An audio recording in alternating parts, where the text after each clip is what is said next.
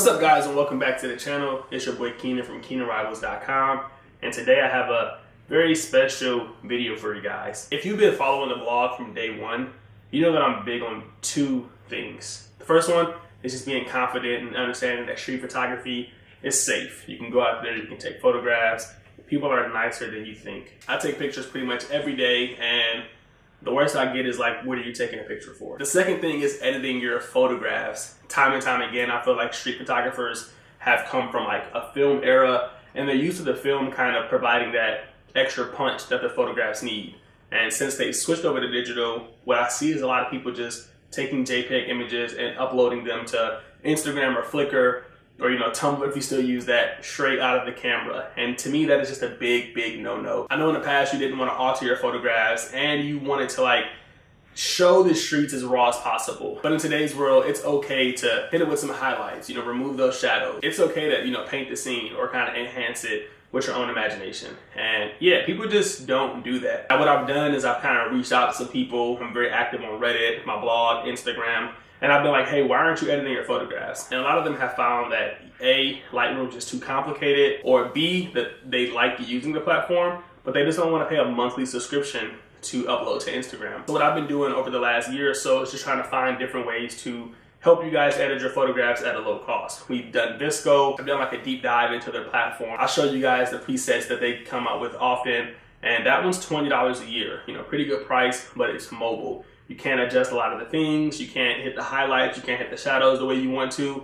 So it's practical for some, but I think a lot of you guys are looking for that median. You don't want something as limited as VSCO, but you don't want something that's as complicated and expensive as Lightroom. It sounds like the creative community kind of needs that perfect median, that perfect platform that is going to come in at a somewhat average cost, but going to allow you to have a lot of those features that Lightroom offers. And I think I found just that. Today's video is sponsored by Skylum. They're actually dropping Luminar 3 with libraries December 18th. This is that program that I think a lot of you guys are gonna like. I haven't looked into the program just yet. I thought I would make a video showcasing my first time using it. That way, like if you're somebody who's new to editing or you're new to Luminar, you can kind of see if it's a simple transition or not. In this video, we're gonna kind of go through uploading process, how to get your files to Luminar 3 and how to organize them with the new library feature. Again, I haven't used this yet, but I have watched some videos, I have seen some screenshots, and there's a couple things about the software that really excites me. So we're gonna take this over to the computer, we're gonna get you that screen recording, and yeah, we're gonna see how Luminar 3 with libraries kind of fits into this little ecosystem we have. Is it the perfect median for street photographers? Let's find out. All right, so as you guys can see, I'm kind of opening up Luminar 3 here, and I thought I would just kind of show this entire process so you can see how this performs. Much like Lightroom, it's taken a little bit to come on, so not a huge annoyance for me, something that I'm used to, but still, a little bit faster in my opinion. As we get into this screen, what you're looking at now is the libraries. This is something new from Luminar this year, and a lot of their users have been asking for it. I really like the layout.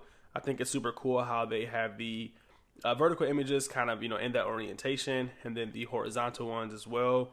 And I'm loving these large, kind of boxes to preview your image. Now, if you're somebody who's like a little more anal or OCD, like you can kind of shorten these up and they'll align a little better, but I like the large aspect because I can kind of just preview my image. So yeah, this is a really cool thing, very smooth as you can see. All the images are loaded, nothing's, processing or anything of that nature. So great job there. As you can see also, I've kind of already touched up some of these images. I've recorded this like 5 times, so I would say I probably have about an hour of use with this software, and every time that I've tried to do this, I've learned something new. So, it's relatively simple. Initially, I had like some critiques, like, oh, they should have did this, and then I go back in, and that was available. I just didn't know how to do it. So take any critiques of mine with a grain of salt. There's probably some workarounds. I just haven't taken the time to figure this out yet because I want to show you what this is like as a new user, what this would be like for you opening it up. So what I want to do is, kind of take you through editing a photograph. As you can see, I have some images here from the BlackBerry shoot we did. And I think I'm just going to go with this one. It has some nice, just a lot going on, some dynamic range going on there. It's a pretty bright shot. And we got this tree in the shadows. As you can see, it took a little bit of time to kind of process the image and get it to fully render, but it's nothing, you know, too long where it's going to annoy you. So on the left hand side here, we still have that library. You can kind of toggle through your images there, so that's pretty cool. And then down below, what you'll see is that Luminar has Luminar looks. Essentially what this is going to be a group of presets or LUTs, and you can kind of go through different ones and kind of see which, you know, scene best suits your needs. You know, if you're shooting landscapes, obviously you might want to do landscapes. If you're doing portraiture work, then you might want to check the portraiture work. And, you know, if you're somebody who just like really loves presets, you can even go in and buy some additional options here. So I think that was pretty cool. And this is what I love most about this application, is that it's going to pretty much give you all the tools you need right out of the box to kind of be successful. So what we're going to do is we're going to look at the street looks here. Luminar should have reached out to me. I could have helped them design these, but hopefully they have some good ones as well. And right off the bat, I just want to double click on 5th Avenue and apply that preset. I think that just sounds cool. So yeah, we're gonna do that there. And again, as you can see, it's kind of processing this image. Now with this, I have the preset to 100. Essentially what this is kind of like an opacity, you know, how much of the preset is applied. So you see if we kind of drag this down, it will kind of make the photo look more like to its original scene. So 100, we're going to do 100 just for the fun of it. I mean, it's a bit over edited, but you know, we'll play around with it and, you know, kind of adjust. So essentially we have this opacity to 100, and then to the right here are just like some small options to kind of adjust this photograph. So say if you want to bring the filter down a little bit, you know, make the photo look a little more natural, then you can do so. And then if you want to just bring down the involvement as well, I'm not really sure what that means, but I know it makes the photograph look less processed, so I definitely want to tone it down a bit. And you might want to bring the structure up, you know, make the photograph a little more involved, you know, not too much, but we don't want it to be blurry. And yeah, you'll kind of see here we have a solid foundation. Luminar is pretty much telling you how they would adjust the photograph using their AI. So not bad. What's really cool about this is you can kind of go in and see it before and after. So you can kind of hold this down. That's the photo before, after. So you see we've done a little bit of editing there. We got some brighter skies. We kind of, you know, brought this, you know, highlight green or whatever color this is out. And we had a little more, you know, brightness to the building there. So, and you know, a little more brightness to this tree as well. So that's really cool. And then it had this other before and after, which I think is awesome. It's a slider. You can kind of slide and see, you know, what that looks like. I think this is really cool because say if you were editing something and you wanted your edit to look like almost like the original, you can kind of go in here and say, you know what, these clouds are a little bit too dark for me, and you know, make your adjustments accordingly, you know, while comparing it to the natural photograph. So I think that's really awesome. I don't know how useful it'll be with street photography, but if you're doing like some kind of portraiture work or some kind of landscape work and you want your scene to look extremely natural, then that's definitely, you know, super cool. So shout out to them for putting that in there. I love sliders. I use them all the time. Now, these are all down here to kind of make your life a little bit easier, and you can use a number of these. I mean, we'll click through a few of them so you can kind of see how they look. That's more warm and a little more dramatic. So yeah, you know, we got the soft color vibes. Not really sure how that's going to look, but you know, I'm not against soft colors. So that one actually looks pretty good. It looks really close. Okay, there we go. The opacity wasn't up. Yeah, so that one doesn't look good at all. So we're not a fan of that one. And then, you know, lastly, we got some black and white. Now, I'm not a fan of the black and white. It's a little bit too grainy for me. But, you know, to each his own. So that's something I would never use. And honestly, I probably wouldn't be too much a fan of the LUTs. I think this is for somebody who's just looking to get some quick results. What I do like is, say if we go back to that 5th Avenue one and we make those adjustments to it, so bring it down to 39, we bring this involvement down, we take this structure up a little bit. What we could do is, if we like that, if we love this edit, I like that we can go in here and save the look. Love this edit. You know, we can name it whatever you want. And then that's going to be a personal preset of yours, you know, moving forward. So you can click on any picture and just apply that preset. This is extremely important for street photographers because it's going to allow us to have that consistency. And you know that's like really important. So we got this picture here. We apply our preset that we just created, and you know, we move accordingly. So now it's applied. You know, you can kind of look at the before and after, and now we have images that are all the same tone, all the same look, and yeah, it's night and day, you know. So, and then if you want, again, you can kind of go make those adjustments. Maybe you want to, like, you know, boost it up a little bit and, you know, make it kind of crazy with the structure. You can kind of adjust accordingly, but it's going to be really cool to have your own set of presets. Now, if you're somebody like me, again, you're probably not going to be using the presets too much. What I'd be doing is, you know, I don't know if this is the same image or not, but I'd be, you know, resetting this back. No, it's a different image. What I'd be doing was going over here and kind of utilizing this tab. Now, this is going to be a tab that gives you an array of options. If you're a professional, then you want to edit professionally. If you want to do quick and awesome, you can do quick and awesome. If you want to hit a black and white, then it kind of gives you a black and white conversion, and you can go from there. So what I'd be doing is going to professional, and I'd just be touching this up, you know, tab by tab. So this gives you pretty much full control of the image. No presets, no AI. This is just going to be you kind of adjusting the photograph. So I hit that exposure up a little bit, make that bright as I can. Hit those shadows to kind of bring that tree out a little bit. Maybe crush those blacks, and, you know, maybe kill some of the highlights. I make it a little bit warmer just to make it interesting. It was a sunny day. And I'd go in and just kind of play with some of the AI and see what they do, just to kind of add some adjustments. So they got the sky AI here. That's going to adjust just the sky. That's a bit too storm is coming for me. And yeah, you can kind of play with that as well. And then as you scroll down, you just have so many more options. You can mess with the contrast, you know, the highlights to that. And, you know, then you can start playing with the hues and the split toning. There's just so much. You know, you can add a little bit of vignetting if you want to. You can kill some of that LUT mapping. I still don't know what that means yet, but it was at 100. I don't like anything at 100. So, yeah, you know, I go back, I look at this. I actually don't like the warm look. Let's take that back down and cool it up a little bit. You know, whatever you want to do. So, yeah, again, you like that preset. You go ahead, you save that look. And now you got a couple collection of presets, and you can go ahead and keep those images consistent throughout the edit. So I'm definitely more into the professional tab, but that's what's awesome about this program, is that it kind of grows with you. So this is your first time, you know, using a, you know, kind of a robust editing software. Then you can kind of start here with the quick and awesome, and then you can kind of graduate to the professional. So you definitely got a couple things to play with.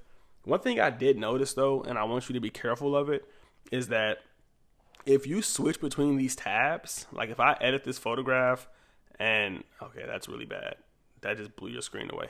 But if I edit this photograph and, you know, kind of kill some of this, and then I say, oh, I want to see what this looks like, it's going to erase that edit you just did. Now, of course, you can, you know, go back and, you know, Control Z or, you know, edit and redo and get that back. But if you're clicking through this really quickly, then, you know, you're going to lose a lot of information. So be sure to pick the one that you think you want to work in, and, you know, stick to it, and or save your work before you move on to the next one. Now, outside of the editing, you know, because we kind of touched on that, I mean, this is pretty standard. It's impressive, but, you know, it's pretty standard if you used it before. There's some features that I do like outside of the editing, and I want to touch on those before we kind of end this quick preview. And one of them is going to be within the library. I think what's really cool about the library they kind of implemented is the fact that they have these albums. Now, I'm not saying that other software can't do albums. Personally, I don't know. But I really just like how they've implemented this. And if you look to the right, you can see I've already created some albums for myself. I got pets, I got selfies. And I think this is really cool for street photographers, because we shoot so many different scenes, but they're also very, you know, very similar. So say, for example, I got a batch of photographs, and I notice within my edits that there's a lot of children. You know, I can go here, make a new album, call it children, go to my photographs, and then start dragging and dropping all the pictures that include children. You know, and what that does is allow me to just look at pictures of children. That sounds very weird. but you guys know what I mean. What it does, it allows me to organize my work. Now, this is important because as a street photographer, we're likely posting sets on Twitter. Maybe it's Mother's Day and you want to give a shout out to all the mothers. Well, then you would be able to go to your Mother's tab and, put those photographs together and kind of put it into a set. Maybe you're doing a gallery on kids being outside because it's such a rare thing. You'll be able to kind of go here, see all your photographs of children, and pick and choose which one you thought best suited your gallery. That's such a quick process. If you look at my workflow right now, what I do is I have a bunch of, images in a hard drive, and I organize them by date. If I wanted to go find pictures of people staring at me, what I would have to do is go into my files, go to daily walks, and then kind of click on every day until I found somebody. Like, oh, okay, she's staring at me, drag and drop. And then I would have to hit Control N, make a new folder, and call it people staring at me, and then go through every one of these because I don't have albums. So this process makes everything so much more easier. Every time I'm editing photographs, I could just drag and drop with each upload and then kind of have it all stored. And then say, I want to do my gallery, I want the children, I just highlight all of these and then I export them into a folder. So I think that's super cool. I think something that's going to be really useful for street photographers, and I'm sure other photographers can find use cases for it as well. I think one cool thing would be to have a gear section. I can have all my gear in an album, and then when I want to post pictures of gear on my Instagram, I could just go to gear, click on that, and then boom, I got all the gear, pick and choose, and upload. So yeah, that was a quick little preview of Luminar 3 with libraries. I hope you guys enjoyed that, and yeah, I think it's a great value. I didn't see too many hiccups during this, and yeah, they're giving out a free trial. So if you're not sold on it, definitely check it out. If you don't have an editing platform right now, you're uploading images straight from your camera, you're using Snapseed, definitely look into this and see if it's a alternative for you. So that was the first look at Luminar 3. Again, I want to thank Skylam for reaching out to me and allowing me to review this product. I got to play with it a few times, and initially my idea was to kind of take this software, open it up brand new with you guys, and figure it out together. But I had some recording issues, and I had to kind of go into that program and do it multiple times. And I want to say I did it about 5 times before I just downloaded a new screen recorder program. And yeah, what happened was that each time I went into that application, I learned something new. So initially I'd be like, oh, well, you can't do this. And then I go back in and oh, you can do this. And what I came to the conclusion was that, again, right what I thought, it's just a good median. It's not as robust as Lightroom, but it has the potential, and they're listening to their audience, and they're going to include those things. And it has those same features as Visco, where you can kind of apply those presets or LUTs, buy new ones, but adjust them. So it's going to fill that gap for whoever you are. If you're somebody who's doing professional work, maybe you're a blogger, maybe you're a photographer like myself, then you can go in here and crank out edits. For somebody who's just doing street pictures and you want to just use those presets, then you can. And if you're somebody who's just taking iPhone pictures and you kind of just want to have a little more, customization, then that's perfect for you too. Outside of all that, when you factor in the price of $69, it's a really good deal. I mean, Lightroom's charging $20 per month. That's $240 a year. So definitely a lot of money. If you're not using all of those features, then you're kind of overpaying. And what's awesome now, if you go sign up today with Luminar, they're actually giving you $10 off for pre-ordering, and then an additional $10 off for using my code RIVALS. So you're getting this entire application for $49. That's a pretty solid deal. So definitely check it out. I'll leave a link down below for you guys. And also, if you're just kind of unsure about my run through about the program, you're not 100% sure if it's for you, then I believe right now they're actually offering a 30-day free trial. So you can kind of check that out as well. See if you like it, kind of play with it. I mean, I played with it for about an hour, and I was able to find new things every time. So I can only imagine 30 days, what you can kind of get out of this program. So yeah, appreciate you guys for watching. Let's support Luminar. They're supporting us, and I'll catch you guys in the next one. Peace. All them nights I stayed up, trying to get my cake up. Tell my girl don't wait up.